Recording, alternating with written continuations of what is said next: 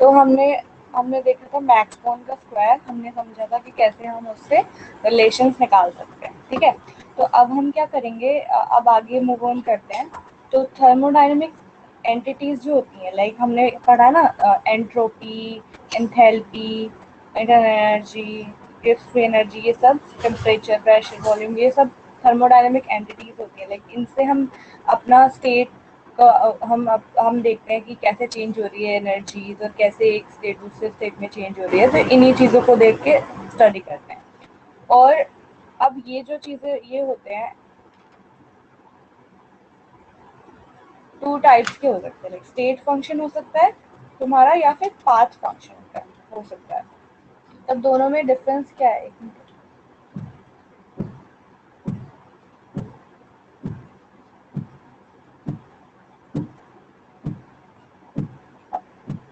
तो क्या होता है ये स्टेट फंक्शन,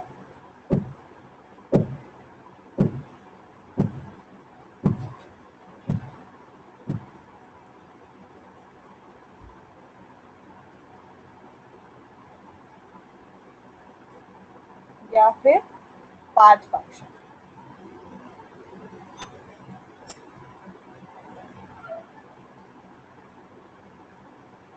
अब स्टेट फंक्शंस क्या होते हैं, जो तुम्हारी इनिशियल और फाइनल स्टेट पे डिपेंड करे।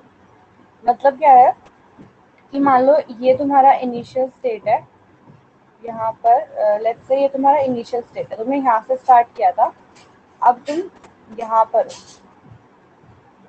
ठीक है।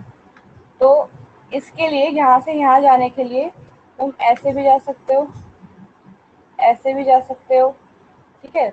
लेकिन फाइनल और इनिशियल स्टेट क्या है, सेम। तो स्टेट फंक्शंस वो होते हैं जो इन पाथ्स पे डिपेंड ना करें। जैसे पाथ ए है लेट्स से, और ये पाथ बी है, तो वो पाथ पे डिपेंड ना करे, जस्ट इनिशियल और फाइनल वैल्यू क्या है उस पर डिपेंड करे। और पाथ फंक्शंस वो होते हैं जो ये पाथ पे ही डिपेंड करेंगे कि वैल्यू इसके लिए डिफरेंट होगी। अगर पाथ बी लिया है तो पाथ ए लिया है तो डिफरेंट होगी। ये इनिशियल और फाइनल पे नहीं, पाथ पे डिपेंड करेंगे, किस तरह से वो चेंज हुआ है, किस तरह से वो एक स्टेट से दूसरी दूसरे स्टेट में गया है, ठीक है। तो अब क्या है कि लेट्स से एग्जांपल के साथ देखते हैं। मान लो कि तुम्हारा टेम्परेचर था 10 डिग्री सेल्सियस, ठीक है, और अब बाद में हो गया है 50 डिग्री सेल्सियस। तो ये तुम्हारी इनिशियल और फाइनल वैल्यूज होगी टेम्परेचर। तो ये इस पर डिपेंड नहीं करेगा कि तुमने इंक्रीज कैसे किया है, मतलब 2-2 डिग्री करके इंक्रीज हुआ है, या फिर एकदम 5-5 डिग्री करके इंक्रीज हुआ है, उस पर डिपेंड नहीं करेगा। ये जस्ट डिपेंड करेगा कि इनिशियली तुम्हारा 10 डिग्री था, अब तुम्हारा 50 डिग्री पहुंच गया है, ठीक है। तो इसलिए टेम्परेचर क्या है, स्टेट फंक्शन है।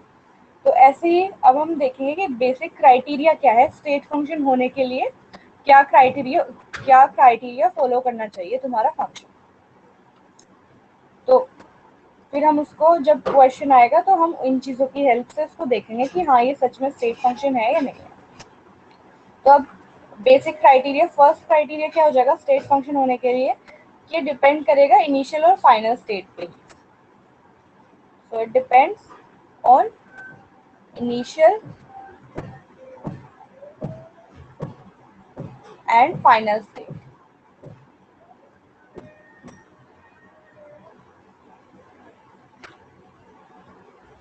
अब ऐसे ही अगर पाथ फंक्शन के लिए हम लिखेंगे तो बिल्कुल ऑपोजिट होगा कि इनिशियल और फाइनल पे डिपेंड नहीं करेगा, जबकि जो पाथ लिया है उस पर डिपेंड करेगा, ठीक है, किस तरह से वो चेंज हुआ है, किस तरह से तुम्हारे वेरिएबल में चेंज हुआ है।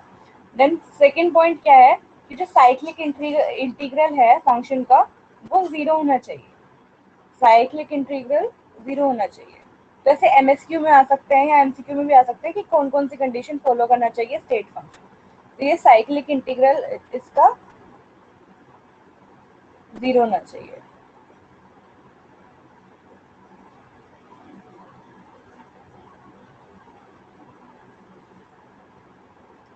Cyclic integral of their function is zero.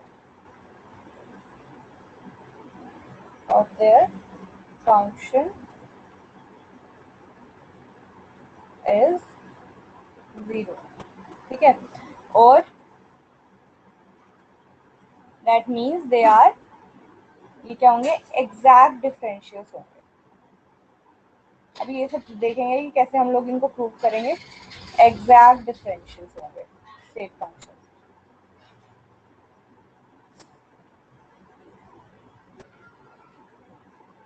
ठीक है, देन नेक्स्ट पॉइंट है they should follow Euler's theorem. तो इनको यूलर्स थ्योरम फॉलो करना चाहिए। जो स्टेट फंक्शन, अगर ये यूलर्स थ्योरम फॉलो करेंगे तो ये स्टेट फंक्शन है, और अगर नहीं करेंगे तो ये पाथ फंक्शन है।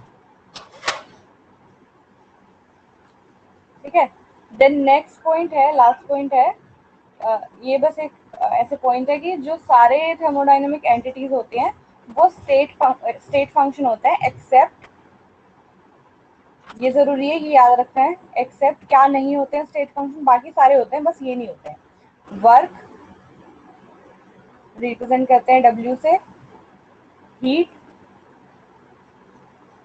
रिप्रेजेंट करते हैं Q से, स्मॉल q से रिप्रेजेंट करते हैं हीट को, और हीट कैपेसिटी।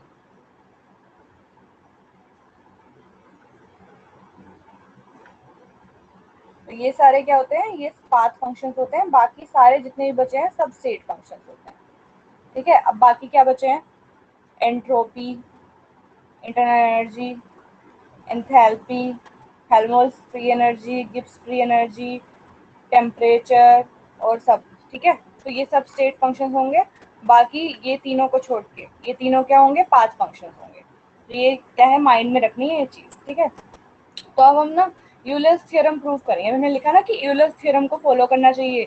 जो यूलर्स थ्योरम फॉलो करेंगे तो क्या होंगे, ये होंगे स्टेट फंक्शन। ठीक है, तो अब हमें कोई वो ले लेते हैं फंक्शन, जैसे लेट्स से z है,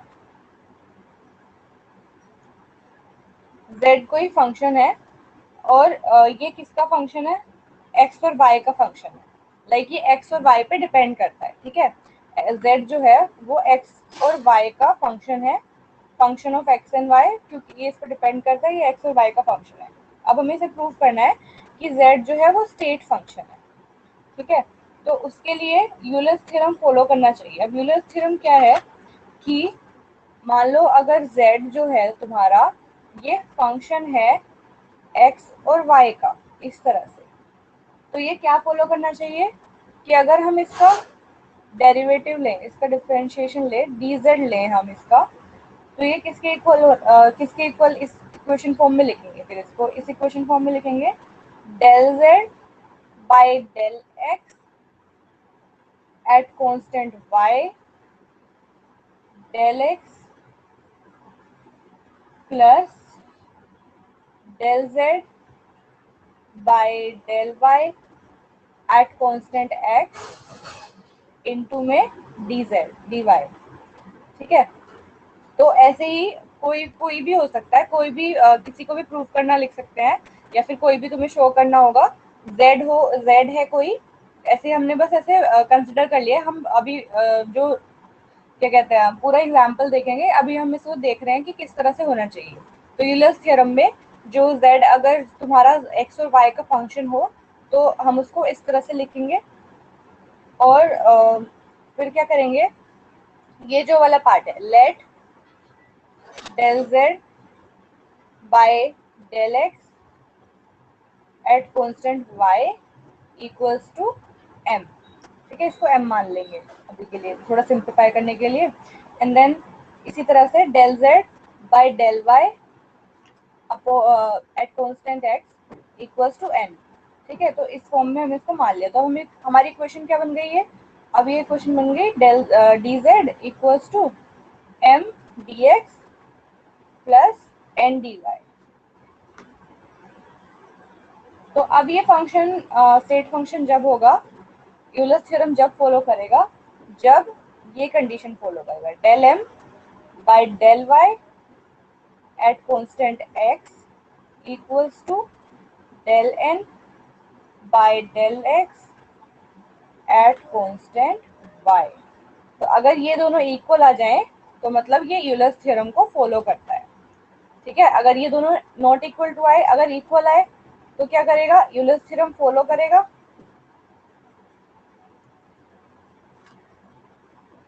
और क्या होगा, स्टेट फंक्शन होगा। ठीक है, और अगर यहाँ पे दोनों इक्वल नहीं आए तो ये क्या होगा, स्टेट फंक्शन नहीं होगा और यूलर्स थ्योरम को फॉलो नहीं करेगा। ठीक है, तो अब हम एक एग्जांपल के साथ देखते हैं कि कैसे हम इसको, कैसे ये चीज वैलिड है, कैसे इसको प्रूव करते हैं, कैसे देखते हैं। तो अब हमें क्या दिया हुआ क्वेश्चन में दिया है कि जो प्रेशर है वो स्टेट फंक्शन है 1 मोल ऑफ आइडियल गैस के लिए। हमें प्रूव करना है, हमें प्रूव करना है कि जो प्रेशर है P वो क्या है, स्टेट फंक्शन है 1 मोल ऑफ आइडियल गैस के लिए, फॉर 1 मोल आइडियल गैस। ठीक है, ये हमें प्रूव करना है। अब हमें पता है कि जो प्रेशर होता है, प्रेशर, वॉल्यूम और अब ये चीज याद रखनी है, प्रेशर, वॉल्यूम और टेम्परेचर ये तीनों इंटरडिपेंडेबल है। मतलब क्या है, एक दूसरे पे डिपेंड करते हैं। ठीक है, जैसे मान लो कि तुमने कोई भी चेंजेस लाया, अगर बाकी मतलब एक वेरिएबल में, तो दूसरा वेरिएबल इफेक्ट होगा अगर तीसरा वाला कांस्टेंट है तो। जैसे हम लेते हैं ना गैस, जब हम पढ़ते हैं गैस फेज पढ़ते हैं, 11th क्लास में भी पढ़ा था, उसमें अब एक चीज कांस्टेंट रखे, देन पी और बी प्रोपोर्शनल है इनवर्सली, वो सब चीजें ग्राफ्स बनाते हैं, आइसोथर्म्स, आइसोबार। तो क्या है, ये तीनों वेरिएबल्स इंटरडिपेंडेंट है, एक दूसरे पे डिपेंड करते हैं। तो अब हमें प्रूफ करना है कि जो P है वो स्टेट फंक्शन है 1 मोल ऑफ आइडियल गैस के लिए। तो उससे पहले हम जैसे हमने लिखा था यूलर्स थ्योरम में, क्या लिखा था, Z जो है वो फंक्शन है x और y का। ऐसे ही हम लिख सकते हैं प्रेशर जो है वो फंक्शन है वॉल्यूम और टेम्परेचर का।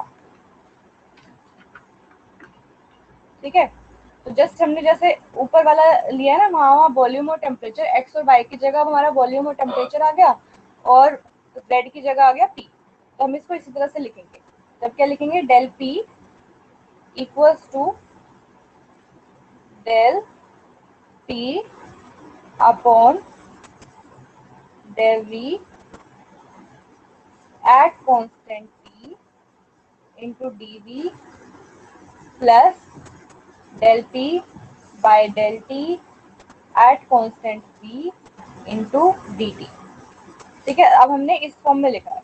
तो अब तुम इसको, ये क्या हो गया, ये वाला पार्ट क्या हो गया m, ये हो गया n। ठीक है, तो अब यूलर्स थ्योरम फॉलो करने के लिए या फिर स्टेट फंक्शन होने के लिए क्या कंडीशन फॉलो करनी चाहिए, ये वाली। ठीक है, तो हम इसको लगा के देखेंगे इसमें।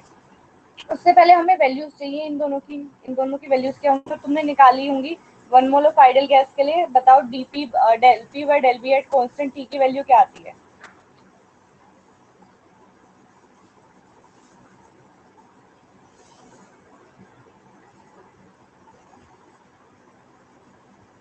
लास्ट क्लास में जो हमने एंड में किया था उसमें निकाली थी ना 1 मोल ऑफ आइडियल गैस के लिए क्या वैल्यू आएगी, del P by del B at constant T की।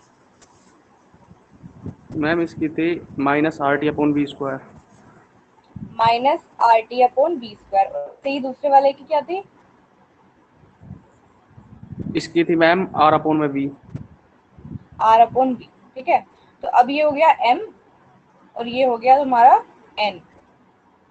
ठीक है, अब प्रूफ क्या करना है, अब दोनों का इंडिविजुअली लेते हैं। Del m by del y, मतलब डेल y, अब y क्या हो गया इसमें, y तो हमने t लिया है, तो del m by del t at constant v, इसकी वैल्यू निकालते हैं।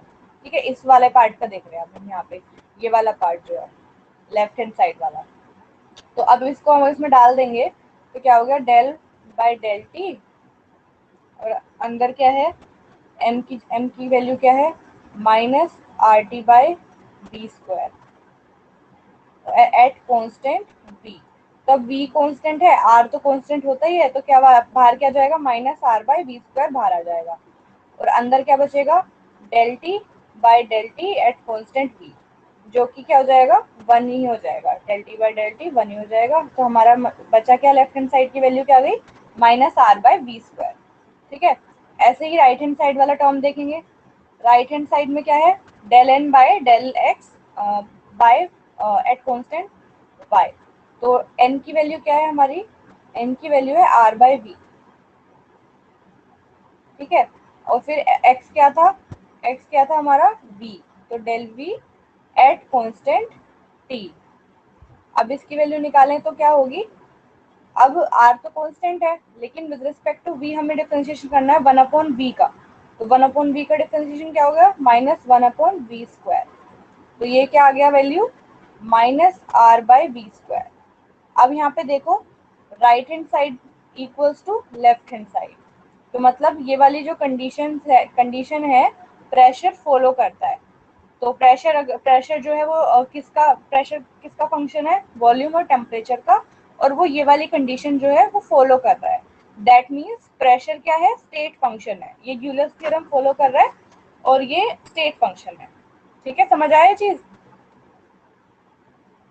Yes ma'am. अब तुम्हें क्या करना है, मुझे करके दिखाओ वॉल्यूम के लिए, कि वॉल्यूम जो है वो यूलर्स थ्योरम फॉलो करता है और 1 मोल ऑफ आइडियल गैस के लिए। जैसे हमने प्रेशर किया है, अब क्या करोगे, वॉल्यूम जो है वन वो फंक्शन वन है, थिंग, किसका फंक्शन होगा वॉल्यूम, पीओटी। पीओटी का। तो ऐसे ही अब तुम्हें करके दिखाना है इसके लिए। ठीक है, यस मैम।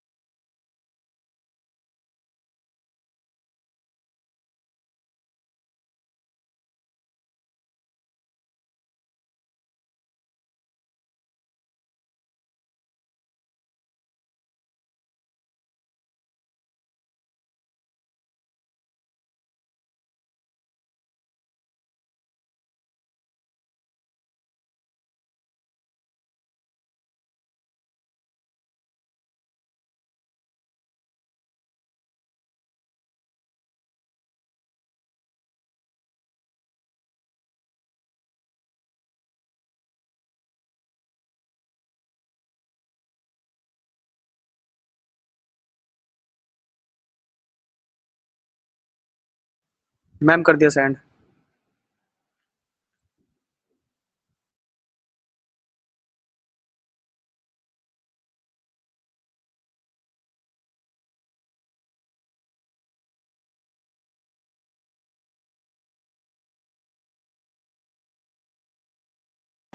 हाँ ठीक है, ऐसे ही करना है।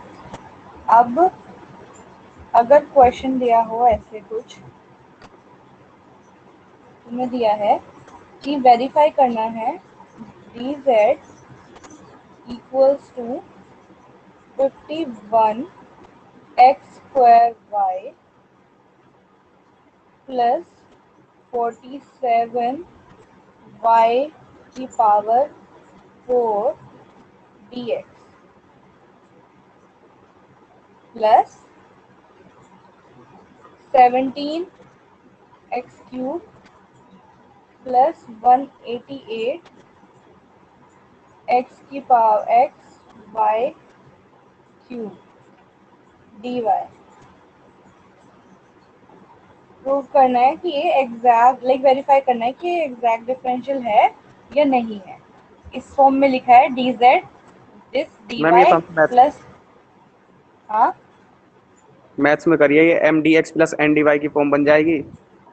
हाँ, तो वही तो होता है एग्जैक्ट डिफरेंशियल ही क्या होगा ना मैथ्स में भी। तो मैथ्स ही तो यूज कर रहे हैं हम थर्मो में, फिजिकल केमिस्ट्री में मोस्टली क्या होता है, मैथमेटिकल फॉर्मूलाज ही हम लोग यूज कर रहे हैं, मैथमेटिकली हम उसको शो कर रहे हैं। अब कुछ चीज हमने मैम वेरीफाई करनी होती है। हाँ इसे ऐसे करेंगे ना, डेल एम अपोन में डेल वाई करेंगे और हाँ डेल एन अपोन में डेल वाई, अगर दोनों इक्वल आ गई तो एग्जैक्ट डिफरेंशियल इक्वेशन हो जाएगी। हाँ, जैसे ऊपर वाला किया हमने, बस इसमें क्या है, इनमें तो हमने थर्मोडायनेमिक वेरिएबल्स ले लिए पी वी टी ये सब है ना, और इसमें क्या है, ये पूरा मैथमेटिकल टर्म में हो गया, तो तुम्हें मिल किसी भी तरह सकता है क्वेश्चन में, ठीक है। हमने तो मैथ में वो भी करा है कि अगर नहीं बनती तो बनानी पड़ती है।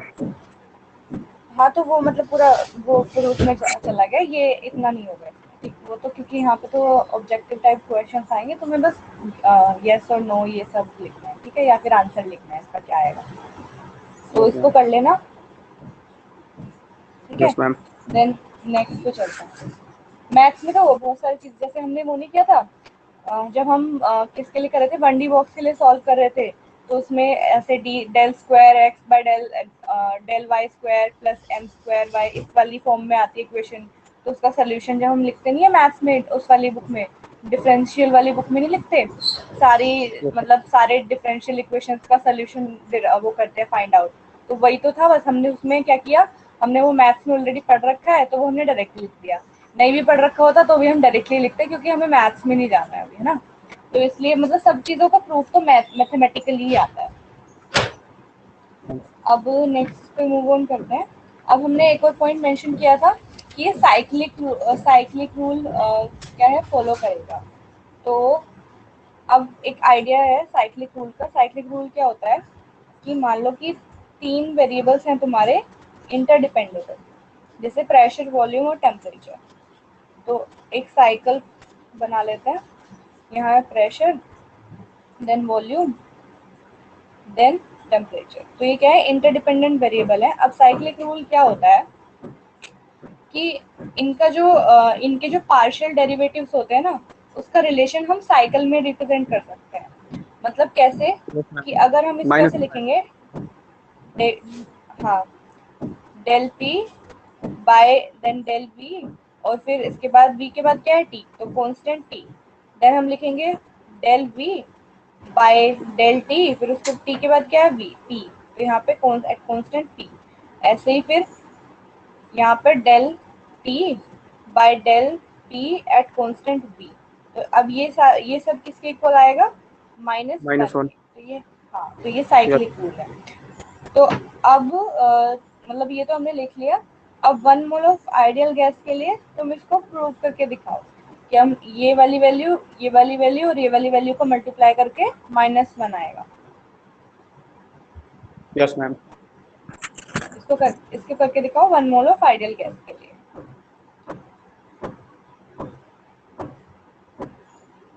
मतलब मुझे वैल्यूज बताओ तीनों की, फिर मैं यहाँ पे लिखती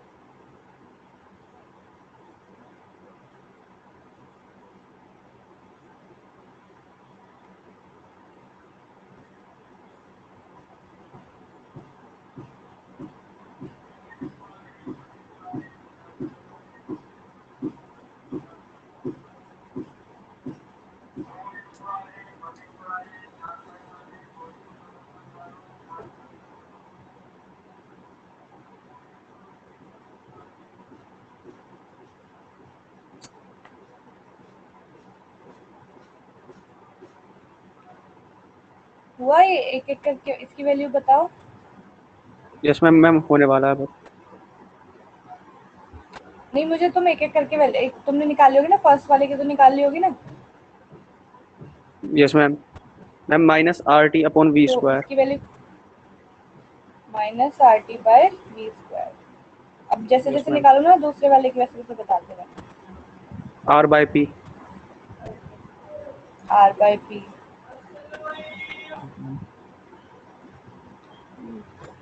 del del by del P संतुष्ट हो जाएगा। आर एफ की वैल्यू अपॉन आर।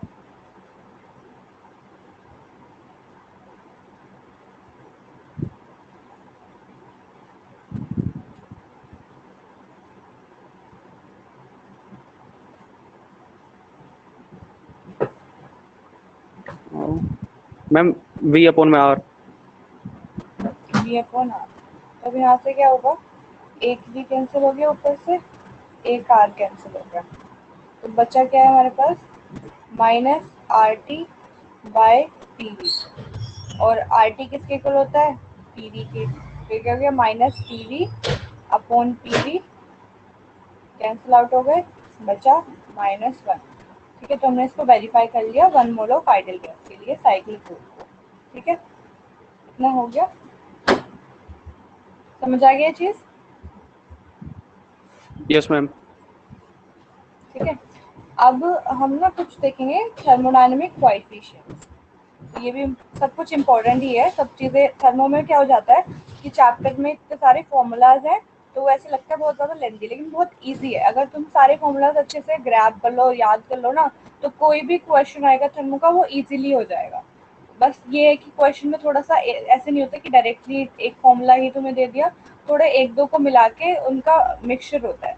तो फिर अगर तुम्हें सारे फॉर्मूलाज याद हो जाएंगे तो उसके बाद बहुत इजी होते हैं क्वेश्चन सॉल्व करने के। जस्ट तुम्हें क्या ध्यान रखना होता है, एक तो फॉर्मूला कौन सा से याद करना पड़ता है कि अगर क्वेश्चन में ये दोनों चीजें दी हुई हैं तो ये वाला फॉर्मूला लगेगा। एंड देन एक और चीज, यूनिट्स का ध्यान रखना होता है, यूनिट्स प्रॉपर्ली प्लेस करो, और फिर अच्छे मतलब हमेशा क्वेश्चन में आंसर सही आएगा, जिस जिस यूनिट में पूछा है उसी यूनिट में आंसर देना है। तो अब क्या है, थर्मोडायनेमिक कोएफिशिएंट्स हम देख रहे हैं। फर्स्ट जो कोएफिशिएंट होता है वो क्या होता है, थर्मल एक्सपेंसिबिलिटी कोएफिशिएंट। ठीक है, थर्मल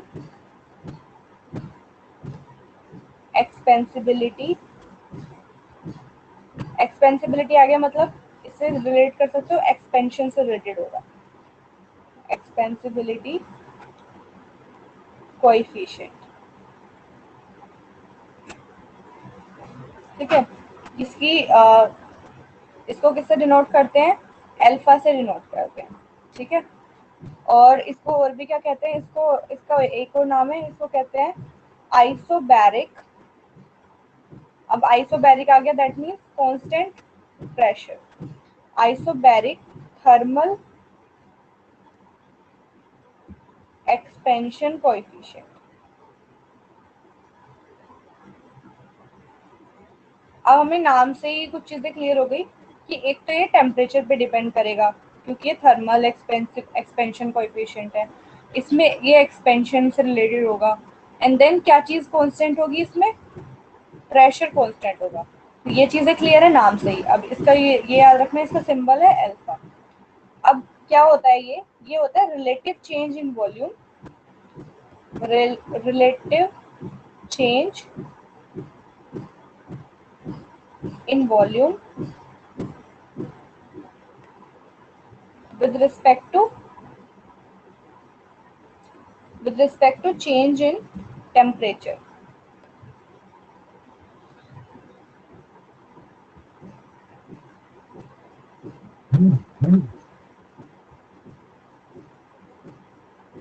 और एट कांस्टेंट प्रेशर। अब आइसोबैरिक है तो एट कांस्टेंट प्रेशर।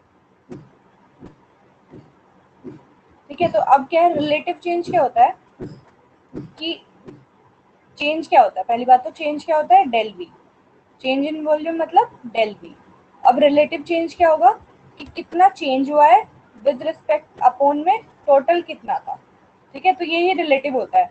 जैसे अगर लिखो कि तुम्हें लिखना है रिलेटिव चेंज इन लेंथ, तो रिलेटिव चेंज इन लेंथ क्या होगा, चेंज अपॉन कितना था इनिशियली, ठीक है। तो इसी तरह से इसको डिनोट करता है रिलेटिव चेंज को। किसी भी चीज का रिलेटिव चेंज लिखना हो इस तरह से डिनोट करेंगे, ठीक है।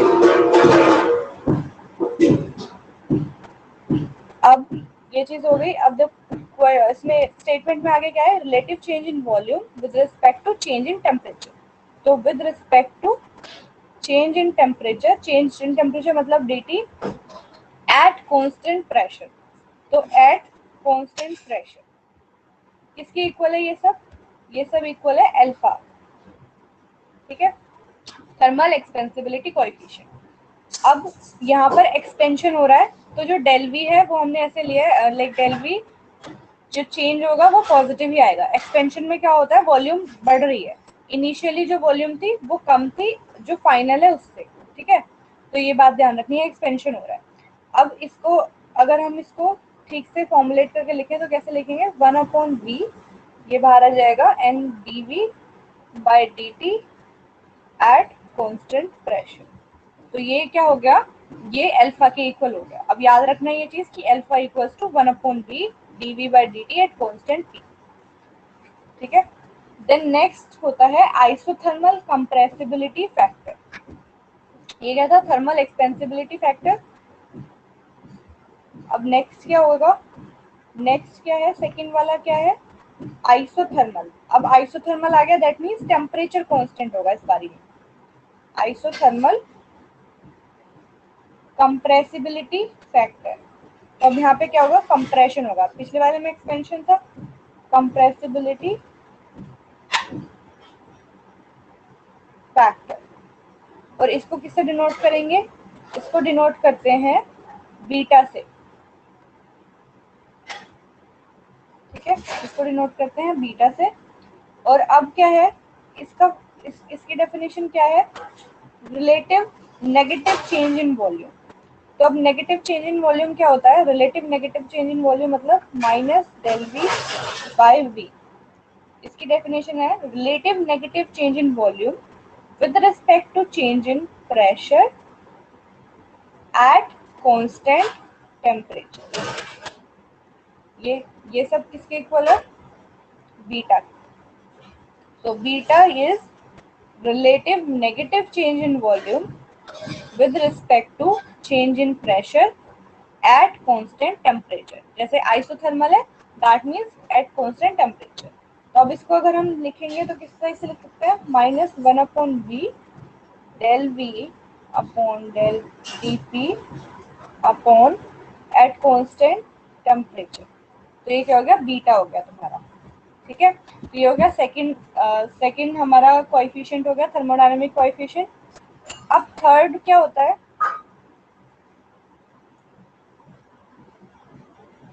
थर्ड होता है आइसोकोरिक। अब आइसोकोरिक बताओ क्या होता है, मैम वॉल्यूम कांस्टेंट हो जाएगा। वॉल्यूम कांस्टेंट हो गया, बस में एक बार हमारा प्रेशर कांस्टेंट था, अब टेम्परेचर कांस्टेंट था, नेक्स्ट वाले में वॉल्यूम कांस्टेंट है। आइसोकोरिक टेम्परेचर बेस्ड, अब क्या है, टेम्परेचर बेस्ड है, दैट मीन्स टेम्परेचर पे डिपेंड करेगा फिर से। Pressure change coefficient, temperature based pressure change coefficient.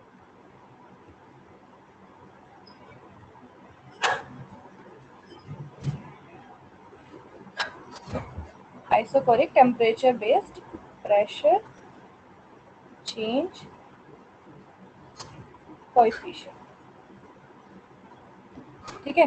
तो अब इसको कैसे डिनोट करेंगे, इसको डिनोट करेंगे गामा से, ठीक है। ये किसके इक्वल होगा, अब क्या है, temperature based pressure change coefficient. तो pressure change D T by P, पहले वॉल्यूम चेंज था अब प्रेशर चेंज है, विद अब क्या है, टेम्परेचर बेस्ड है, तो by D T at constant volume. तो ये कैसे हो जाएगा, 1/p डी पी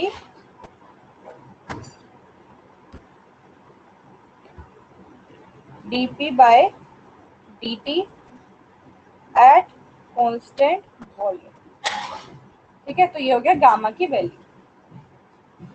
तो अगर अब मैं तुमसे बोलूं यहीं से कि गामा की वैल्यू निकालो for 1 mole of ideal gas,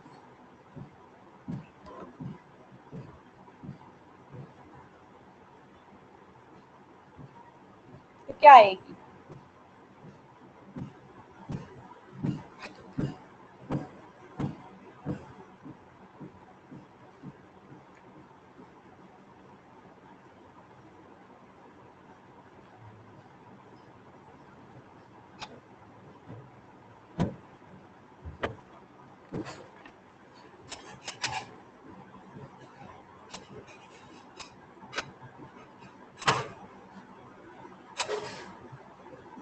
ma'am R upon में वीपी।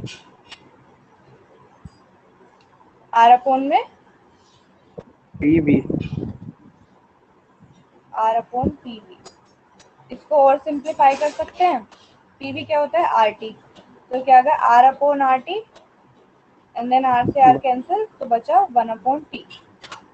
ठीक है, तो अब तुम्हें घर से क्या करना है, अल्फा और बीटा की भी 1 मोल ऑफ आइडियल गैस के लिए वैल्यू निकालनी है।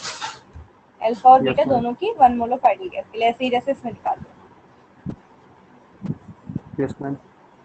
हाँ, तो अब एक क्वेश्चन लिख लो अभी के लिए, अभी करके दिखाना है। ठीक है, वैल्यू निकालनी है del P by del T at constant V, del V by del T at constant T, del V by del T at constant T. इसकी वैल्यू क्या होगी?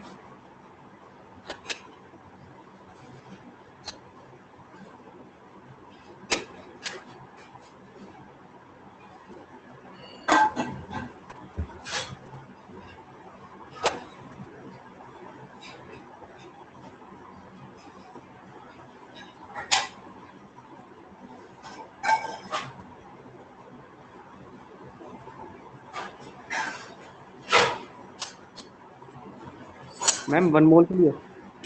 हाँ, 1 मोल ऑफ आइडियल गैस की।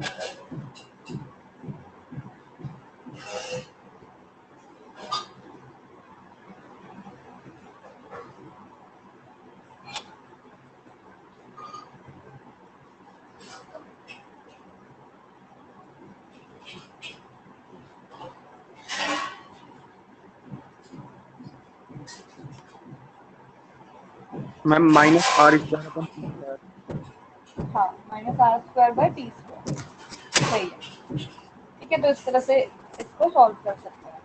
अब moving on to the next part ना, हो गया ये घर से कर लेना, अल्फा अल्फा और बीटा की वैल्यू निकाल के सेंड कर देना। ठीक है, यस मैम। और इन चीज़ों का अब क्या है कि थर्मो में ना फॉर्मूला बहुत ज़्यादा हो जाते हैं।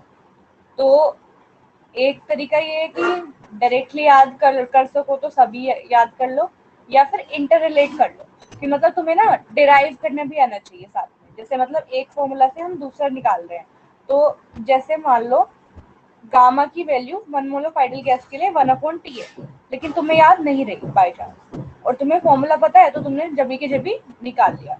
ठीक है, तो वो क्या होता है कि इंटर रिलेट कर लेते हैं सारे फॉर्मूलाज को, जिससे हमें हम कोई भूले ना कोई एक फॉर्मूला, चाहे दो थोड़ा सा 2-3 सेकंड एक्स्ट्रा लग जाए तुम्हें रिकॉल करने में, रिलेट करके, बट वो सही रहता है क्योंकि फिर तुम भूलते नहीं हो चीजें अगर एक दूसरे से रिलेट करके करोगे तो। ठीक है, तो अब हम पढ़ेंगे first law of thermodynamics. First law याद है तुम्हें क्या होता है थर्मोडायनेमिक्स का? Yes ma'am. क्या मैम होता है बताओ? neither be created nor be destroyed. It can हाँ transfer from एनर्जी, one. हाँ हाँ, energy can neither be created nor be destroyed. It can be convertible or it can be transferred from one form to another. ठीक है, तो इसका formulation क्या होता है? अब उससे पहले एक चीज जाननी जरूरी है, इंटरनल एनर्जी यू से नोट करते हैं। क्या होता है internal energy?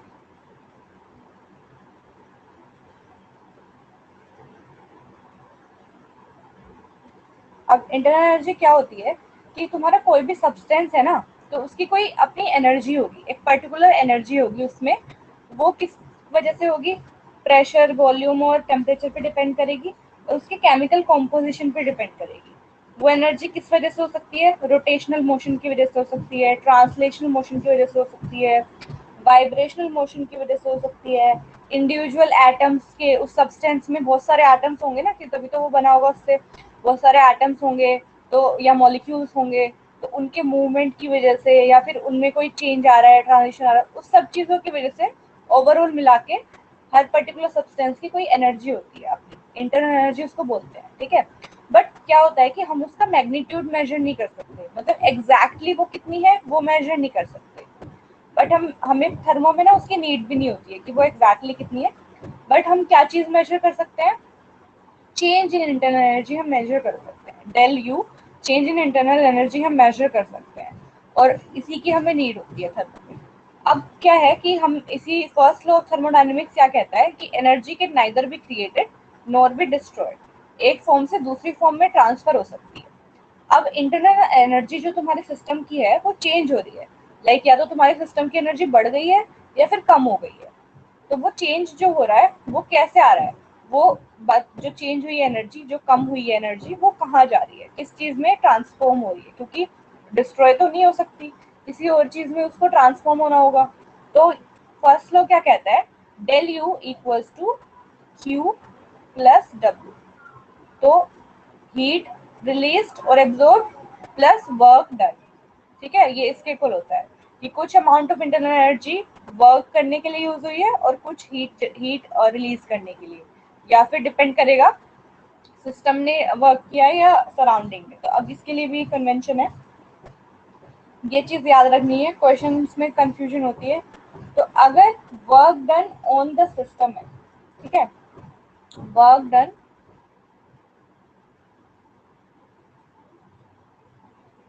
On the system,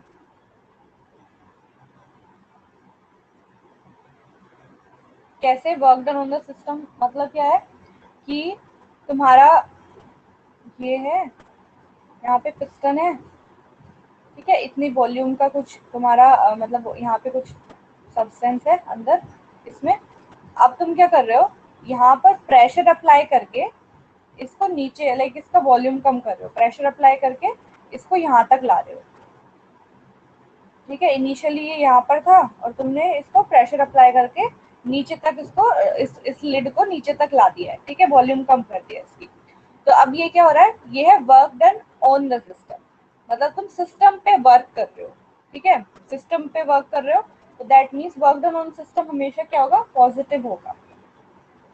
ये कन्वेंशन है, ये याद रखना है। ठीक है, and then work done by the system, system अगर वर्क कर रहा है, अब सिस्टम वर्क कैसे करेगा, जैसे इसी एग्जांपल से देखते हैं।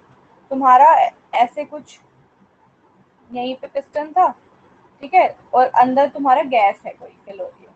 अब इस गैस ने प्रेशर एक्सर्ट करके, तो इसको, ये गैस जो हो गई एक्सपेंड हो गई, मतलब इनिशियली यहाँ पर था और अब इसका जो लिड है वो यहाँ तक पहुंच गया, ये गैस एक्सपेंड हो गई।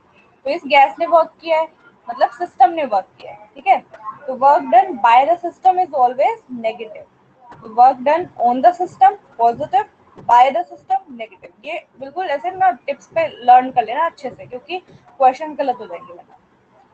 तो bye the system negative, on the system positive. ऐसे ही हीट, अब कहीं पे तुम्हें ये भी याद रखना है कि क्वेश्चन में क्या क्या, बिल्कुल ध्यान से पढ़ना है क्वेश्चन की, उसमें क्या कह रहा है, लैंग्वेज क्या है। अगर बोला है हीट जो है वो है, हीट जो है एब्जॉर्ब की है सिस्टम में, अगर सिस्टम हीट एब्जॉर्ब कर रहा है तो वो क्या होगी, पॉजिटिव होगी, पॉजिटिव में आएगी। और अगर सिस्टम हीट रिलीज कर रहा है तो वो क्या होगी, नेगेटिव होगी। जैसे हम पढ़ते हैं ना एक्सोथर्मिक प्रोसेस, एंडोथर्मिक प्रोसेस, तो एंडोथर्मिक में क्या होता है, तुम हीट दे रहे हो सिस्टम को, तो एंडोथर्मिक में जो हीट हीट गिवन होती है उसको पॉजिटिव लेते हैं, एंड एक्सोथर्मिक मतलब हीट रिलीज होती है तो वो क्या होता है, नेगेटिव होता है। ठीक है, हीट रिलीज का साइन हमेशा नेगेटिव होगा। मैग्नीट्यूड जो भी हो, इसको मैग्नीट्यूड दिया होगा तुम्हें और ऐसे लिख दिया होगा कि इतनी amount of heat is release और इतना amount of heat is absorb. अब तुम पे डिपेंड करता है कि तुम खुद से सोच के साइन को प्रॉपरली लगाओ, क्योंकि उसमें मेंशन कर दिया उन्होंने ऑलरेडी कि एब्जॉर्ब की गई है या रिलीज हुई है। तो ये दोनों पार्ट चीजें हैं, ये तो है ही कि इससे निकल जाएगा फॉर्मूला से। इम्पोर्टेंट चीज ये भी है कि तुम्हें साइन पता हो कि किसका साइन क्या लगेगा। ठीक है, ये हमारा फर्स्ट लॉ हो गया।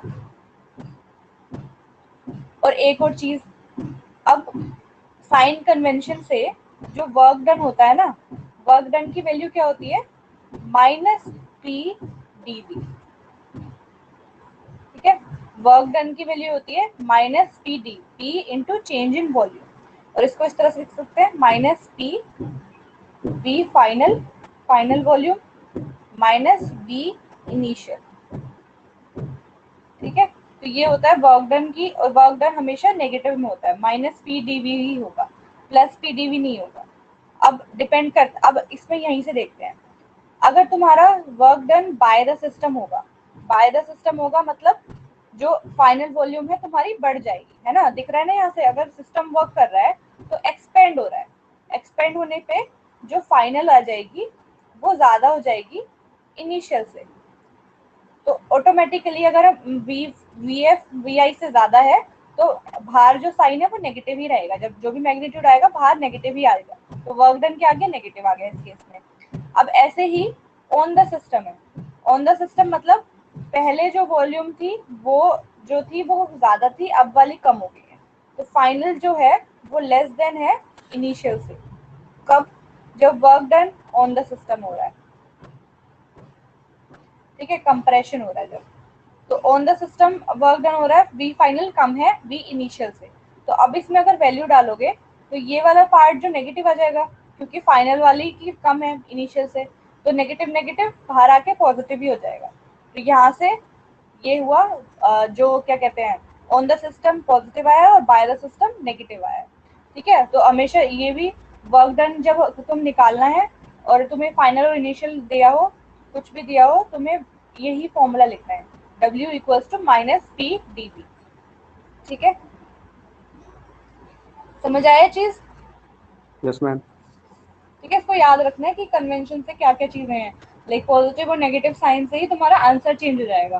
क्यों, जैसे मान लो कि तुम्हें इंटरनल एनर्जी का चेंज निकालना है, क्यों तुम्हें पॉजिटिव है और W तुम्हारा नेगेटिव आना चाहिए, लेकिन अगर तुमने पॉजिटिव ले ली वैल्यू तो क्या हो जाएगी, बड़ी आ जाएगी वैल्यू।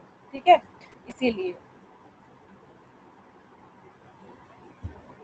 ठीक है, अब हमने क्या डिस्कस किया था, अब हमने दो चीजें यहाँ मेंशन की है, हीट और वर्क।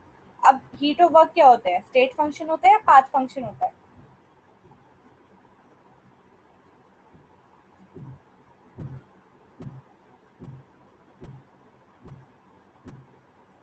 मैम पाथ फंक्शन होंगे। पाथ फंक्शन होंगे, ठीक है, तो याद रखना है हीट और वर्क पाथ फंक्शन होंगे। अब क्या है, ये तो हमें पता है कि हीट और वर्क पाथ फंक्शन है, लेकिन कोई कंडीशन होती है जिसपे ये स्टेट फंक्शन की तरह बिहेव करेंगे। Conditions of work and heat, work and heat being a state function.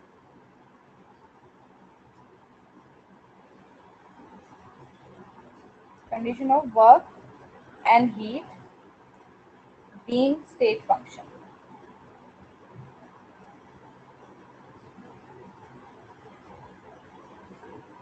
क्या कंडीशन है ऐसे, तो अब हमें पता है कि जो डेल यू है, हमारा चेंज इन इंटरनल एनर्जी है, वो क्या है, Q प्लस W। ठीक है, अब अगर प्रोसेस एडियाबैटिक है इफ प्रोसेस इज एडियाबैटिक। अब तुम्हें याद है लास्ट क्लास में हमने क्या डिस्कस किया था, एडियाबैटिक क्या होता है? मैम जिसमें हीट कांस्टेंट हो। हीट ना रिलीज हो रही हो ना एब्जॉर्ब हो रही हो, ठीक है। तो अगर रिलीज भी नहीं हो रही है, एब्जॉर्ब भी नहीं हो रही है, तो क्यू की वैल्यू क्या हो जाएगी? Ma'am zero. जीरो। तो इस केस में क्या हो जाएगा, एडियाबैटिक प्रोसेस में del U equals to W हो जाता है, ठीक है। और अब हमें क्या पता है, इंटरनल एनर्जी क्या है, स्टेट फंक्शन है। तो अब इसलिए इस केस में डब्ल्यू भी क्या हो गया, स्टेट फंक्शन हो गया। कब? जब प्रोसेस एडियाबैटिक, ठीक है। तो ये कंडीशन हो गई। वर्क डन अगर तुमसे पूछे कि स्टेट फंक्शन किस किस केस में होता है, तो जब प्रोसेस एडियाबैटिक होगा और हीट जीरो होगी, तो ये इंटरनल एनर्जी के इक्वल हो जाएगा वर्क, और इंटरनल एनर्जी हमें पता है कि स्टेट फंक्शन होती है, तो इसीलिए वर्क डन भी स्टेट फंक्शन हो जाएगा इस केस में, ठीक है। एंड देन दूसरी कंडीशन, अब इसी तरह से क्या लेते हैं, यही फॉर्मूला है, U del U equals to Q plus W.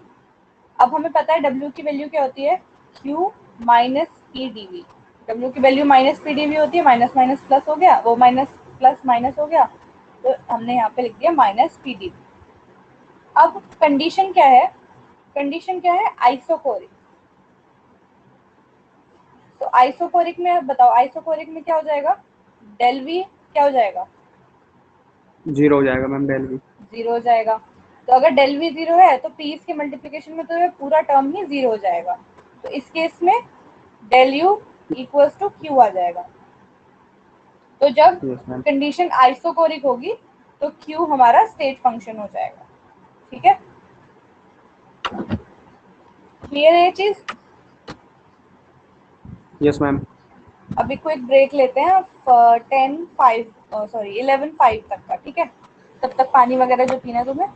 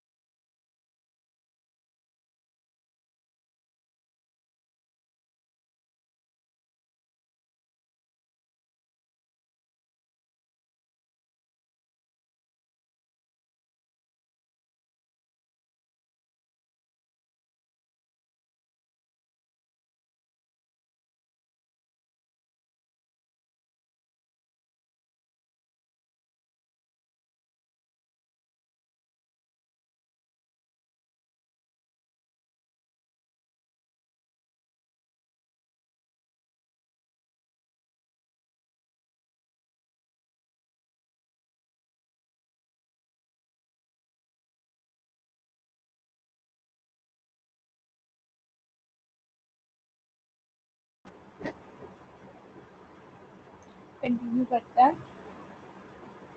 Next हम पढ़ेंगे हीट कैपेसिटी।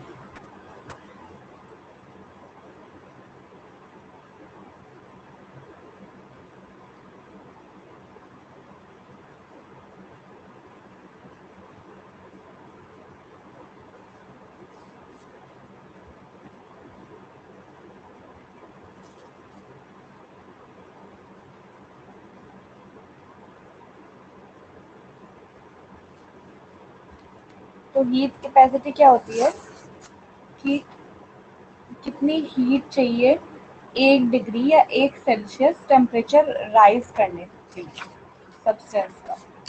तो अगर इसको हम लोग देखेंगे तो हीट कैपेसिटी क्या होती है कि लेट्स से हमें इनिशियल टेम्परेचर T1 था और हमें राइज करना है, फाइनल टेम्परेचर है T2। ठीक है, तो इसमें जो हीट चेंज है वो क्या हुआ, DQ। टेम्परेचर टेम्परेचर चेंज की वजह से इतनी हीट लगी इस टेम्परेचर से इस टेम्परेचर तक इसको ले जाने में, फाइनल टेम्परेचर T2 तक ले जाने में। तो हीट कैपेसिटी क्या होती है, सी से डिनोट करते हैं। ये क्या होती है, DQ bye change in heat upon change in temperature. T2 minus T1 या फिर DT लिख सकते हैं। तो ये क्या हो गया, DQ बाय DT। तो हीट कैपेसिटी क्या होती है कि अगर DQ अमाउंट ऑफ हीट लगी है T1 से T2 टेम्परेचर ले जाने के लिए, तो ratio heat taken upon change in temperature, इनका रेशियो जो होगा वो होगा हीट कैपेसिटी। या फिर सिंपल वर्ड्स में कहें तो 1 डिग्री टेम्परेचर, 1 डिग्री सेल्सियस या फिर केल्विन टेम्परेचर इंक्रीज करने के लिए कितनी अमाउंट ऑफ हीट लगी है, उसको कहते हैं हीट कैपेसिटी। ठीक है, तो अगर तुम्हारा सब्सटेंस का जो अमाउंट है वो 1 मोल है, ठीक है, तो उसकी तुमने टेम्परेचर इंक्रीज किया 1 मोल ऑफ सब्सटेंस का, तो हो जाएगी मोलर हीट कैपेसिटी। क्या हो जाएगी, मोलर हीट कैपेसिटी हो जाएगी, अगर 1 मोल ऑफ सब्सटेंस की बात कर रहे हैं तो। ठीक, एंड देन अगर तुम्हारा 1 ग्राम है सब्सटेंस, तो ये क्या हो जाएगी, specific heat capacity.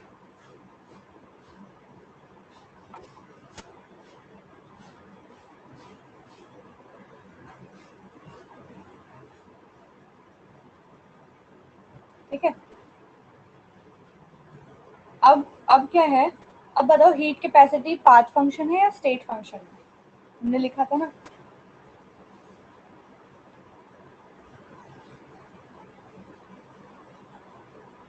Ma'am path function ही होगा ये भी। पाथ फंक्शन है, तो अब ये भी ना पाथ पे डिपेंड करेगा, तो हमने इसको पाथ स्पेसिफाई करना है कि कौन सा पाथ लिया है। तो इसके लिए क्या होता है, मोलर हीट कैपेसिटी 2 टाइप्स में होती है। एक होती है कांस्टेंट वॉल्यूम पाथ, मतलब CV, ठीक है, molar heat capacity eight constant volume. और दूसरी क्या होती है, molar heat capacity eight constant pressure. तो CP और CV अलग अलग आते हैं, कुछ केसेस में सेम भी आते हैं। अब CP और CV अलग क्यों है, क्योंकि एक कांस्टेंट वॉल्यूम पाथ है और एक कांस्टेंट प्रेशर पाथ है। ठीक है, तो हीट कैपेसिटी अगर निकाल रहे हैं कांस्टेंट वॉल्यूम पाथ के लिए और कांस्टेंट प्रेशर पाथ के लिए, यहाँ पे क्या है, कांस्टेंट प्रेशर। ठीक है, तो अब हम इनके लिए डिराइव करेंगे CP की वैल्यू क्या होगी और CV की वैल्यू क्या होगी। तो अब जो हमारा CP है, अगर हम C लिखते हैं नॉर्मली, हमारा हीट कैपेसिटी वो किसके इक्वल होता है, नॉर्मली हीट कैपेसिटी अभी हमने दिखा है ऊपर किसके इक्वल है, DQ बाय DT, है ना। और अगर हम ले रहे हैं एट कांस्टेंट प्रेशर CP, तो ये भी क्या हो जाएगा, ये भी क्या हो जाएगा, DQ by DT at constant pressure. ठीक है, यहाँ से इतना हो गया। अब हमें पता है, अगर हम अपना फर्स्ट लॉ ऑफ थर्मोडायनेमिक्स लिखें, वो क्या है, du by Q like equals to Q plus W। और W क्या होता है, PdV, तो यहाँ से minus PdV।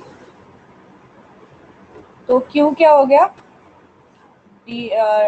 du change in internal energy plus PdV। ठीक है, इतना हो गया। इसको थोड़ा बड़ा बड़ा लिखो। तो यहाँ से इस फॉर्मूला से हमारा Q क्या आया है निकल के, Q आया है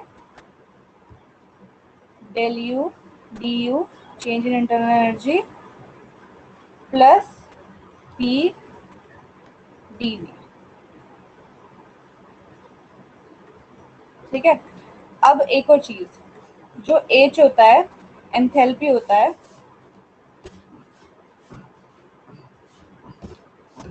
जो एंथैल्पी होती है वो किसके इक्वल होती है, वो होती है U प्लस PV के इक्वल। ठीक है, तो अगर हम डेल एच लें, मतलब चेंज इन एंथैल्पी लें, तो अगर हम यहाँ पे डी ले रहे हैं इसका, तो दोनों साइड डी हो जाएगा, तो ये हो जाएगा D U plus D of P V, P into V. अब हमें पता है अंदर क्या है, पी वी, तो ये तो डी यू तो ऐसे ऐसे आ जाएगा एज इट इज, और पी और वी क्या है, दो फंक्शन है। तो अब इसमें ना फर्स्ट फंक्शन और सेकंड फंक्शन लग के हम इसको डिफरेंशिएट करेंगे। तो पहले फर्स्ट फंक्शन बाहर और सेकंड फंक्शन का डिफरेंशिएशन, देन क्या लेते हैं हम, सेकंड फंक्शन बाहर और फर्स्ट फंक्शन का डिफरेंशिएशन, ऐसे लेते हैं। अब इससे क्या है, अब हमने कंडीशन के लिए एट कांस्टेंट प्रेशर, तो अगर प्रेशर कांस्टेंट है तो डीपी क्या हो जाएगा, 0 हो जाएगा। तो ये इक्वेशन क्या बन जाएगी, del H equals to del U plus P D.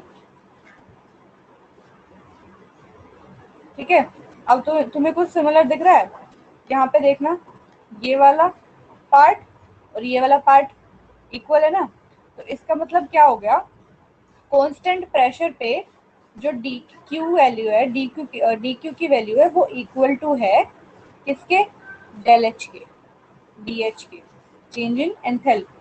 तो बस हम इसको यहाँ पे रिप्लेस कर देंगे, तो यहाँ पर क्या आ जाएगा, सी पी की वैल्यू आ जाएगी change in enthalpy with respect to change in temperature at constant pressure. ये हो गई सीपी की वैल्यू। ठीक है,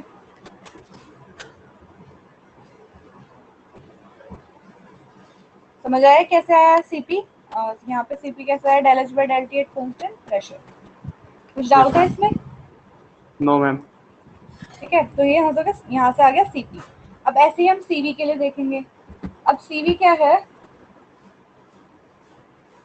D Q change in heat, like heat absorbed or heat released with respect to change in temperature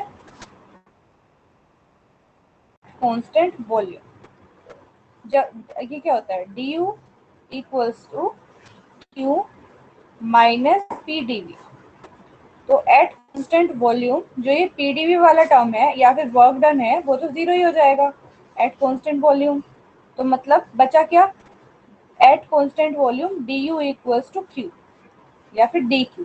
ठीक है, तो अब यहाँ पर क्या आ जाएगा फॉर्मुलेशन में, बस पे क्यू पे यू आ जाएगा D U by change in internal energy with respect to change in temperature at constant volume equals to C we.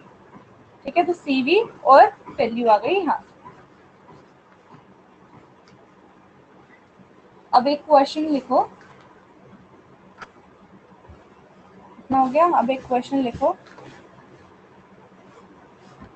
Question क्या है, टेम्परेचर ऑफ, जो टेम्परेचर है 36 ग्राम of water, temperature of 36 gram of water is raised from 25 degree Celsius to 85 degree Celsius.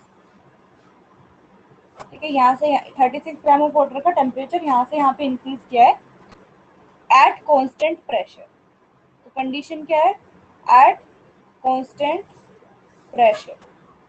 ठीक, अब CP दिया है water का CP क्या होता है, 75 जूल्स पर केल्विन पर मोल, ये है सीपी वाटर का। तो हमें निकालना क्या है, तुम्हें निकालना है एंथैल्पी चेंज। एंथैल्पी चेंज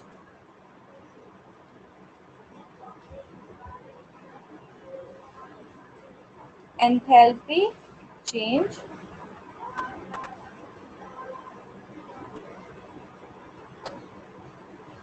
ठीक है, और enthalpy change in kilo joule per mole.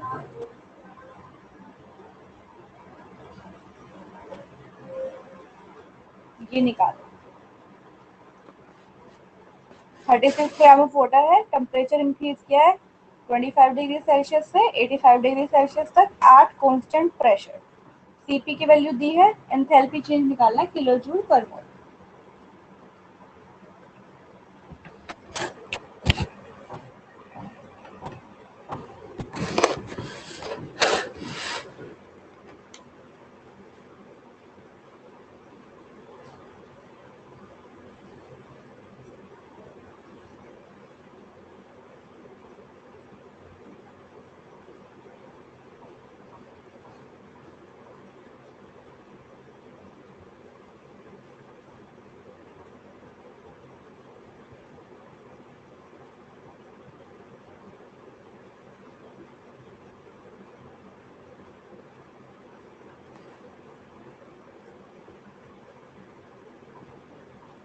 Ma'am 4.5।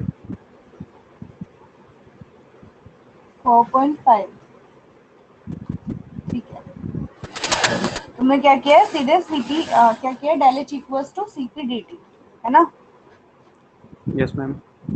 और अगर मैंने पूछा होता कि निकालना है खाली किलो जूल में, तो फिर क्या क्या आता आंसर।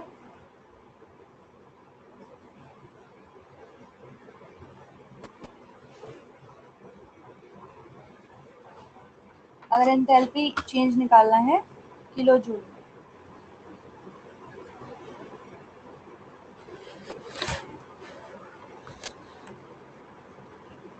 इस पूरे क्वेश्चन के लिए, इस पूरे सिस्टम के लिए।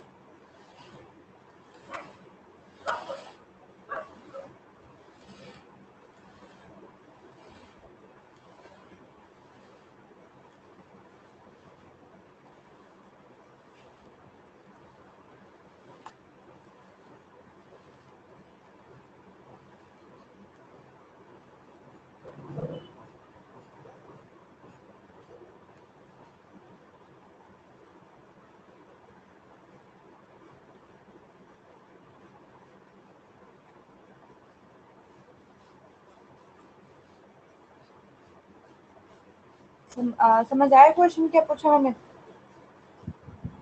मैम किलो जूल में निकालना। हाँ, किलो जूल में निकालना है। 1 मोल से मल्टीप्लाई कर देंगे। 1 मोल से मल्टीप्लाई कर दोगे। अब यहाँ यस पर मैम। तुम्हें आंसर में क्या है, आंसर क्या है तुम्हारा 4.5 किलो जूल पर मोल। मतलब इतनी यस एंथैल्पी चेंज हो रही है पर मोल के लिए। और तुम्हारे सिस्टम में कितने मोल्स ऑफ वाटर है। मैम 36। 36 ग्राम है, 36 ग्राम पानी है। इसके लिए यस मोल्स मैम। निकालोगे तो क्या क्या कितने मोल्स आएंगे।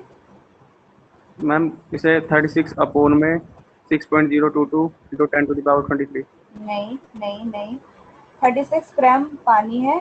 नंबर ऑफ मोल्स क्या होते हैं, weight upon molar mass. Molar mass क्या होता है वाटर का, 18 gram per mole. Yes ma'am. Yes ma'am. ठीक है, तो क्या हो जाएगा, यहाँ पे 2 मोल्स आएंगे वाटर के। तो मतलब तुम्हारे सिस्टम में 2 मोल्स हैं वाटर के। तो अगर 1 मोल के लिए एनर्जी, 1 मोल के लिए चेंज इतना 4.5 आ रहा है, तो 2 मोल के लिए कितना आएगा। मैम 2 से मल्टीप्लाई। क्या आ जाएगा आंसर। हाँ जी। 4.5 इंटू 2 9 किलो जूल। तो अगर पूरे सिस्टम के लिए मैंने पूछा है, लाइक बस किलो जूल में पूछा है, तो पूरे सिस्टम के लिए 9 किलो जूल हीट चेंज होगा। लेकिन हर पर मोल के लिए 4.5 होगा। ठीक है, ऐसे यहाँ पे कितने भी ग्राम वाटर दे सकते हैं, तुम्हें पता होना चाहिए कि मोल्स में कैसे निकालना है। ठीक है, तो मोल्स होता है वेट अपॉन मोलर मास। वाटर का मोलर मास H2O 18 होता है। ठीक है, तो अब क्या है, सबसे बड़ी बात क्या है कि अब तुम्हें ध्यान रखना, यही तो ध्यान रखना है कि पूछा क्या है। अब पूछा तुम्हें किलो जूल पर मोल में होता तो आंसर होता है 4.5। अगर किलो जूल में पूछा तो आंसर हो गया 9। तो यही डिफरेंस हो गया। ठीक है, ध्यान यस रखना है मैम। इसका। अब नेक्स्ट है, हम देखेंगे रिलेशन। हम सीपी और सीवी देख रहे हैं, अब देखेंगे इनमें रिलेशन क्या है, सीपी और सीवी में क्या रिलेशन है, सीपी और सीवी में relation, relation between CP and CV.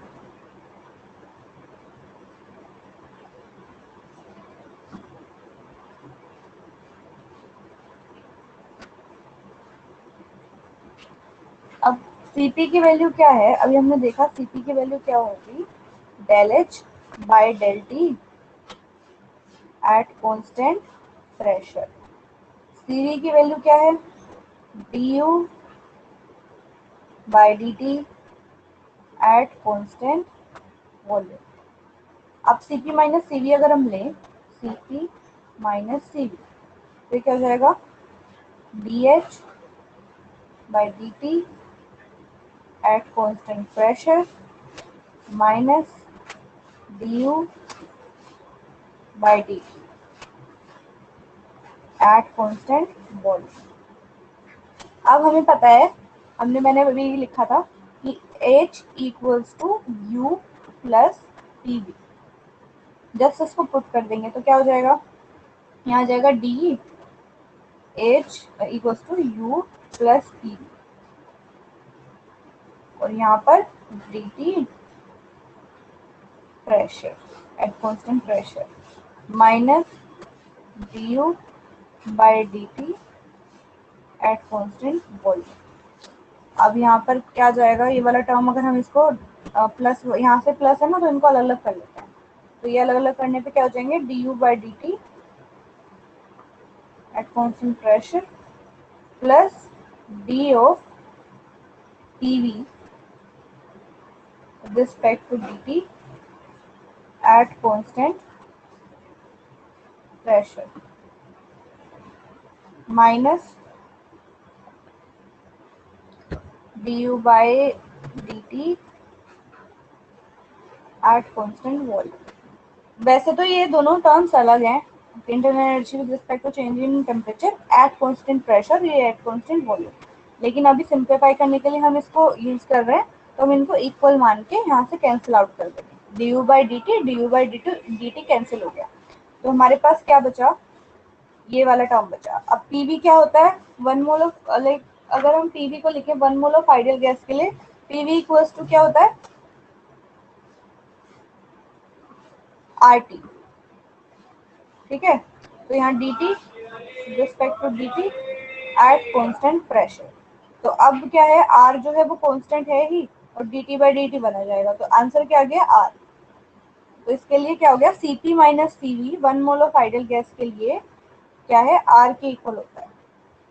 और ऐसे ही अगर N moles of ideal gas हो, लाइक पूरा वन मोल ना हो, तो क्या होता है, पीवी इक्वल्स टू एनआरटी होता है, पीवी इक्वल्स टू एनआरटी होता है फॉर्मूला, तो जस्ट यहाँ पे एन आ जाएगा और यहाँ पर भी एन आ जाएगा, तो अगर N mole of ideal gas है तो फॉर्मूला क्या बन जाएगा, CP minus CV equals to N R, ठीक है, where N is number of mole. ये चीज हो गई।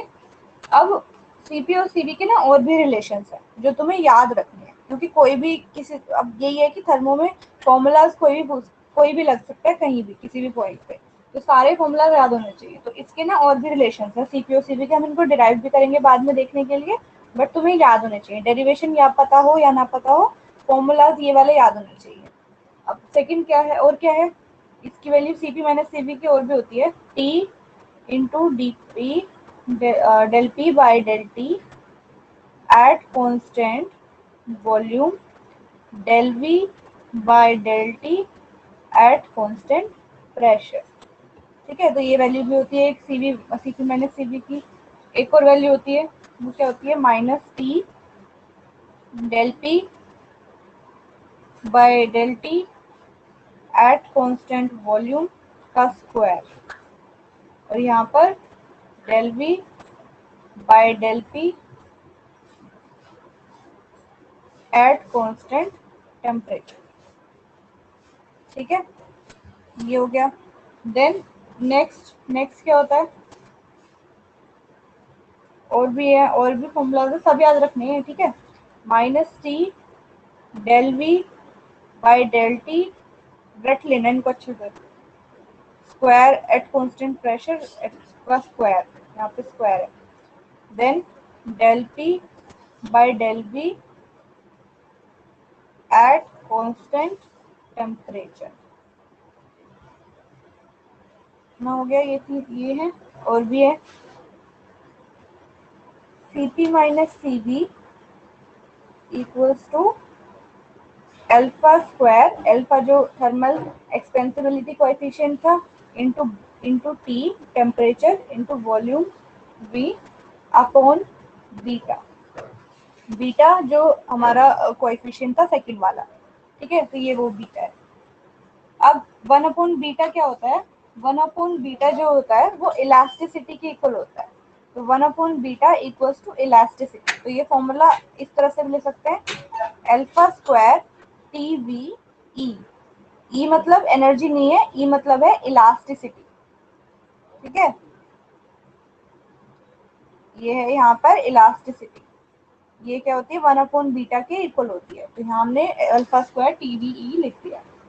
अब और फॉर्मूला क्या है, 1 मोल ऑफ आइडियल गैस के लिए हमें पता है Cp minus Cv equals to R होता है, और अगर है वेंडर वॉल्स गैस, ठीक है, 1 mole of vendor walls gas, vendor wall gas क्या होती है, सबसे पहले तुम्हें पता है रियल गैस और वेंडर वॉल गैस के लिए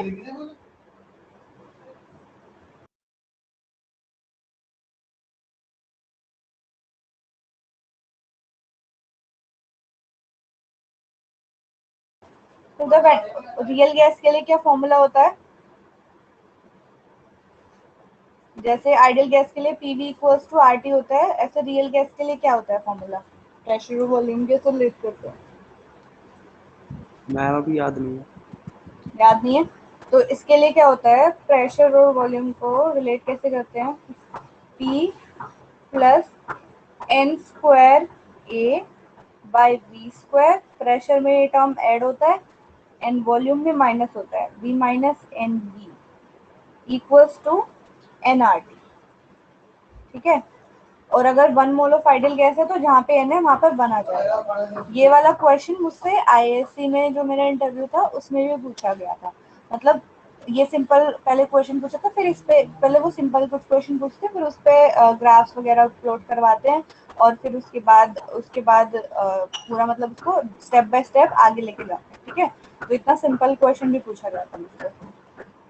तो ये हो गया, ये हो गया रियल गैस के लिए इक्वेशन, ये रियल गैस के लिए, और 1 मोल के लिए अगर लिखना होगा तो जहाँ पर एन है वहां पे 1 तुम रिप्लेस कर दोगे, ठीक है, तो अगर Cp माइनस Cv हो 1 मोल ऑफ मतलब रियल गैस के लिए, तो इसकी वैल्यू क्या आती है, R1 plus 2A bye RTV,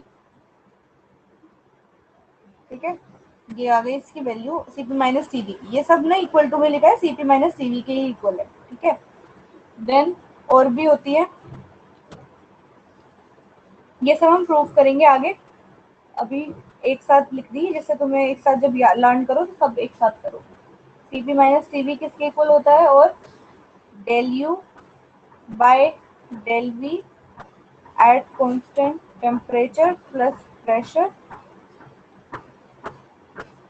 del V by del T at constant pressure, और Cp minus Cv equals to V minus del H by del P at constant temperature into में del T by del T at constant volume, ठीक है, तो ये सारे हैं formulas एक साथ लिख दिए, यही होती है Cp और Cv की सारी वैल्यूज, ठीक है, क्लियर है ये सब, यस मैम। याद रखना तुम इनको, मतलब रट लेना अच्छे से, बिल्कुल ऐसा होता है ना, बिल्कुल घोल के पी जाओ बिल्कुल अच्छे से, ऐसे कुछ भी करके रट लेना इनको, जितने भी फॉर्मूलाज होंगे ना अभी थर्मो में बहुत सारे होंगे, अभी तो शुरुआत हुई है, तो कुछ ही पेजेस हुए होंगे तुम्हारे, 2-4 पेजेस हुए होंगे, पूरी मेरे मेरे मेरे नोट्स कितने थे, एग्जाम के टाइम पे एक पूरा रजिस्टर, देन उसके बाद भी थर्मोकेमिस्ट्री वाला पार्ट बचा था, तो और भी थोड़े से पेजेस एक्स्ट्रा। तो इतने सारे फॉर्मूलाज ही फॉर्मूलाज चलेंगे। और तुम्हें क्या करना है ना, जैसे अब तुमने पढ़ लिया, ठीक है, तो अब घर पे क्या करना है, इसको रिवाइज करना है। जो अब तक पढ़ लिए ना वो पूरे रट लेना जितने भी हैं। फिर नेक्स्ट क्लास में वो होंगे पुराने वाले भी रटना दोबारा, और जिस दिन पढ़ा है वो भी। तो ऐसे ऐसे करके वो अगर तुम रोज यही किया था मैंने, पता है, जो भी हमने जो भी हो रखा है ना, जितने भी चैप्टर्स हो रखे हैं उनको, जितने पुराने वाले हैं उनको भी रोज रिवाइज किया, वरना फिर पीछे वाला भूल जाते हैं। तो सबको ना कैरी करके चलोगे तो इजी होगा करना, क्योंकि एट द एंड जब तुम एग्जाम देने जाओगे तो तुम्हें सारा ही आना चाहिए, सारे ही मतलब पूरा पूरा जितना भी है सब दिमाग में होना चाहिए। ये नहीं कि जो चैप्टर चल रहा है अभी तो हमने वो याद कर लिया तो बाद में कर लेंगे, क्योंकि फिर बाद में ना दिक्कत हो जाती है। अगर तुम अभी से सब कुछ ले लेके चलोगे ना साथ में, रिवाइज करते रहो पीछे का, आगे का पढ़ते रहो, पीछे का रिवाइज करते रहो, आगे का पढ़ते रहो, तो उससे क्या होगा, एंड में तुम पे बैगेज नहीं आएगा, तुम्हें याद ही होगा पीछे का सारा। फिर तुम्हें बार बार उसको पीछे वाले को ऐसे नहीं होगा कि भूल गए। ठीक है, तो इसलिए रोज का रोज रिवाइज करना है वो भी, और पीछे वाला जो हो गया वो भी रिवाइज करना है सबके लिए, मतलब ये नहीं फिजिकल के लिए, बाकी सब चीजों के लिए। ठीक है, यस मैम। तो तभी तुम्हारा मतलब एग्जाम क्लियर होगा। अब क्या है, कॉन्सेप्ट्स क्लियर करते हुए चलना है। अभी कुछ अगर तुम्हें डाउट हो ना किसी चीज में, जैसे मैंने कुछ तुम्हें बताया और तुम्हें थोड़ा सा भी समझ नहीं आ रहा, लाइक कॉन्सेप्ट क्लियर नहीं हो रहा कि हाँ ये कैसे आ गया ये चीज, तो तभी के तभी पूछ लो, क्योंकि फिर अगर क्वेश्चन थोड़ा कंसेप्चुअल में चला गया तो तुम्हें दिक्कत हो जाएगी। Yes ma'am. ठीक है, अगर तुम खुद से भी पढ़ो, खुद से भी अगर कोई बुक पढ़नी है तो वो भी कोई इशू नहीं है, बट वैसे जरूरत नहीं पड़ेगी। थर्मो में तो बिल्कुल जरूरत नहीं है, क्योंकि क्वेश्चन इतने सारे फॉर्मूलाज वगैरह नोट्स में ही सब कुछ प्रोवाइडेड होगा, तुम्हें उतना ही काम आएगा। जस्ट अप्लाई करने का तरीका आना चाहिए कि पूछा क्या है उसको समझो, देन समझ के उसको आंसर करो, जस्ट ये आना चाहिए। और यूनिट्स वाला जो मैंने बोला है ये बहुत जरूरी है, यूनिट्स वाला याद रखना। यूनिट कन्वर्जन जो लिखवाया था उस पेज पे, वो भी अच्छे से रिवाइज करते रहना तो तुम्हें रट जाए वो भी। ठीक है, अब नेक्स्ट क्लास होगी ट्यूसडे को। ठीक है, ओके बाय। Bye ma'am. कोई और डाउट्स हो तो पूछ लेना, ठीक है, सेंड कर देना मुझे, कोई क्वेश्चन वगैरह अगर तुम करो तो मुझे सेंड कर देना, बाकी मैं कुछ क्वेश्चन तुम्हें सेंड करती हूँ अभी, लिख के वो सॉल्व कर लेना। Okay bye. Yes ma'am. Bye ma'am.